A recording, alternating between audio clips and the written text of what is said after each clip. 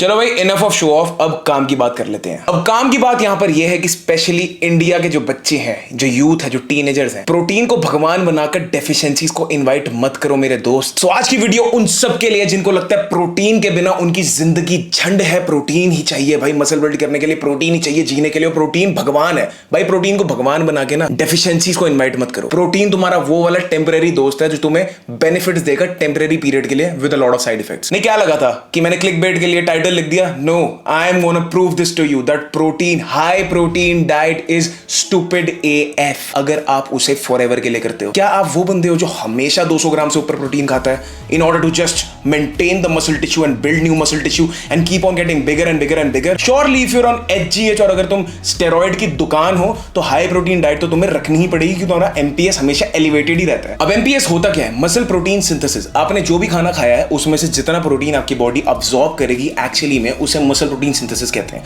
अब ऑब्वियसली अगर आप एनहांस्ड हो, आपने स्टेरॉइड लगा रखे हैं, तो आपका मसल प्रोटीन सिंथेसिस एलिवेटेड रहेगा। आप एक टाइम पे अगर आप 30 ग्राम प्रोटीन का मील लेते हो तो हो सकता है आप 27 से 28 ग्राम अब्सॉर्ब कर लो अगर आप स्टेरॉइड्स पे हो, वरना नेचुरल बंदा 20 से 22 ग्राम। सो परसेंटेज वाइज होता है, there is no black and white और एक एग्जैक्ट फिगर नहीं है। इट इज जस्ट दैट एक नेचुरल लिफ्टर एक एनहांस्ड लिफ्टर से कम प्रोटीन अब्सॉर्ब करेगा, इसलिए उसको ज्यादा प्रोटीन की जरूरत होती है। अब अगर आप मुझे बहुत टाइम से फॉलो कर रहे हो तो आपको पता है कि एकांश तनेजा की फेवरेट हॉबी क्या है? बताओ, कमेंट करके बताओ। मैं 10 सेकंड तक रुका हूं, अगर आपने नहीं बताई, सही नहीं बताया तो मेरा दिल टूट जाएगा, ठीक है? तो मैं 10 सेकंड वेट कर रहा हूं। 10 9 8 7 6 5 4 3 2 1। मेरी फेवरेट हॉबी है मिथ बस्ट करना। अब किस किस ने सही जवाब दिया था ऑनेस्टली बता देना, और गलत वालों डिलीट कर देना। तुम मेरी फैमिली नहीं हो, मैं बुरा मान चुका हूँ। और अभी भी तुम्हारे पास दूसरा मौका है मुझे अच्छा फील कराने का कि ये लाइक कर दो और नीचे लिख दो भाई मैंने गलत आंसर दिया था पर मैंने लाइक कर दी वीडियो, तो मैं समझ जाऊंगा कि तुम मेरी फैमिली के पार्ट हो। Coming back to the point, high protein diet is not always necessary. High protein is just a tool. आपके पास एक टूल बॉक्स है, उसमें से आप टूल्स निकालोगे, उसे यूज करोगे और श्रेडेड होते चले जाओगे जब आपका फैट लॉस होगा। जब आपका मसल गेन होगा तो आप एक स्पेसिफिक रेंज को चूज करोगे which will be like around 1.2 to 1.5 gram per kg. उस पर आप प्रोटीन खाओगे, rest of the calories would be filled by carbs and fats. क्योंकि जब हम मसल गेन कर रहे होते हैं हमारा प्राइमरी एम क्या होता है? इंटरनल ऑर्गन्स को नरिश करना और साथ में मसल साइज को बड़ा करना। मसल साइज बड़ा कब होगा? जब हम ट्रेनिंग वॉल्यूम और लोड में प्रोग्रेस करेंगे।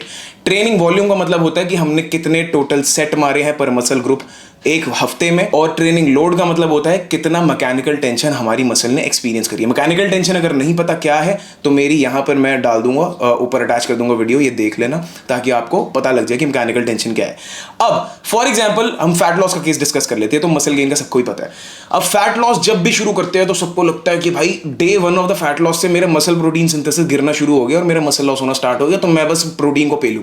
नहीं, ये बहुत बड़ी गलती है, क्योंकि जब हम इनिशियल फेजेस में होते हैं फैट लॉस के तो हमारी बॉडी को समझ नहीं आ रहा होता कि हम फैट लॉस करना शुरू हो रहे हैं, तो इसलिए हमारा स्ट्रेंथ ड्रॉप भी इतनी जल्दी नहीं हो रहा होता, विच इज वाई हम ट्रेनिंग अपनी अच्छी से कर रहे होते हैं। तो जब हम ट्रेनिंग अच्छे से कर रहे हैं, हमारी परफॉर्मेंस एडिक्वेट है, हम ट्रेनिंग वॉल्यूम को अभी हम कम नहीं कर रहे initial phases of the fat loss में। So training volume alone can elevate your muscle protein synthesis. ये रिसर्चेस में प्रूव हो चुका है, इसको कोई गलत प्रूव नहीं कर सकता। तो इसीलिए मैं ये रेकमेंड करूंगा कि अपने फैट लॉस के स्टार्टिंग वीक्स में प्रोटीन थोड़ा सा कम ही रखो, जितना आप बल्किंग पे खा रहे थे 1.2 टू 1.5 ग्राम पर केजी, और बाकी हाई कार्ब रखो। Yes, carbohydrates are very important. Carbohydrates alone can produce that muscle sparing effect. Muscle sparing effect क्या होता है? जब हमारे carbs होंगे, adequate glycogen होगा हमारी blood stream में, तो हमारी muscle contractions अच्छी होंगी। muscle contraction अच्छी होगी तो हम mechanical tension भी दे पाएंगे अपनी muscle को, जिसकी वजह से हम muscle protein synthesis को elevate कर पाएंगे। हमारी training अच्छी होगी, हमारी body को muscle छोड़ के नहीं जाएगी सिंपल भाषा में। तो इसीलिए हमें सिर्फ रिकवरी के लिए प्रोटीन चाहिए, ना कि पेट भरने के लिए। जो लोग कहते हैं फैट लॉस पे सटाइटी, अबे सेटाइटी आ जाएगी।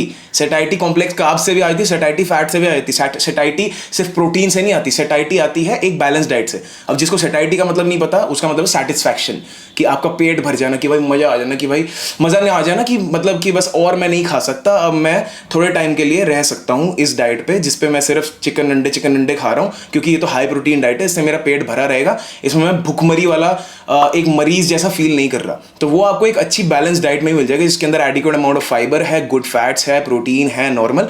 अगर ये नहीं हो रहा तो आप एक बहुत ही घटिया कोच के पास हो जो आपको सिर्फ और सिर्फ प्रोटीन खिला रहा है इस हद तक जहां पे आपको कॉन्स्टिपेशन भी हो रही है। कॉन्स्टिपेशन एक नंबर 1 साइन है कि आपकी डाइट सक्स, या फिर आपकी स्लीप साइकिल सक्स, या फिर कुछ भी आपके पूरे के पूरे स्ट्रक्चर में सक्स, मतलब कि सक्स का मतलब है जो खराब है, तो आपके स्ट्रक्चर में ओवरऑल कुछ खराबी है जिसकी वजह से आपको कॉन्स्टिपेशन हो रही है। जहां पे कॉन्स्टिपेशन हो रही है, you need to fix that first, चाहे लैक्सेटिव लो, आई डोंट केयर, वो बात की बात है।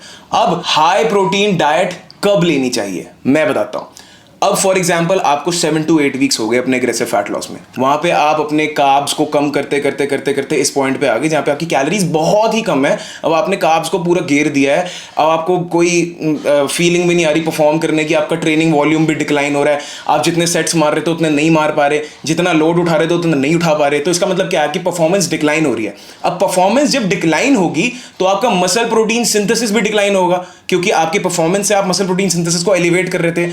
तो वहां पे आपको एज अ टूल प्रोटीन को यूज करना है, प्रोटीन इंटेक बढ़ाना है, और वो भी ऐसे नहीं कि आपने सीधा ही 50 ग्राम प्रोटीन किसी एक मील में बढ़ा दिया एकदम से। आपको अपने हिसाब से क्वांटिटी देखनी है और आपको इवनली हर एक मील में स्प्रेड करना है, सो दैट आपको कोई डाइजेस्टिव इशू ना आए और आप मसल प्रोटीन सिंथेसिस को हर एक मील में स्टिमुलेट कर पाओ। So to stimulate your muscle protein synthesis आपको एटलीस्ट 30 ग्राम प्रोटीन एक मील में चाहिए। मतलब कि 30 ग्राम प्रोटीन का ये लॉजिक है कि आपको 3 to 5 ग्राम ल्यूसीन चाहिए, जो कि आपको इजीली 30 ग्राम प्रोटीन चाहे वेजिटेरियन सोर्सेज से भी ले रहे हो मिक्स एंड मैच करके आपको वो मिल जाएगा। सो प्रोटीन को आपको तब यूज करना है जब आपको मसल प्रोटीन सिंथेसिस डिक्लाइन होता हुआ दिख रहा हो, आपकी रिकवरी इतनी हिंडर हो रही हो, आपसे ट्रेनिंग हो ना पा रही हो, then you need to prioritize protein, and that too for a specific period of time. कुछ हफ्तों के लिए ही होना चाहिए वो। अगर ज्यादा हफ्तों तक करोगे तो आप फालतू में अपने आप को टॉर्चर कर रहे हो, क्योंकि ग्लूकोनियोजेनेसिस करके बॉडी अपने आप कार्बोहाइड्रेट में उसको कन्वर्ट कर लेगी। So this is a process, gluconeogenesis, you need to know about this. So इसीलिए सिर्फ और सिर्फ फाइनल फैट लॉस फेजेस में आपको हाई प्रोटीन डाइट चाहिए।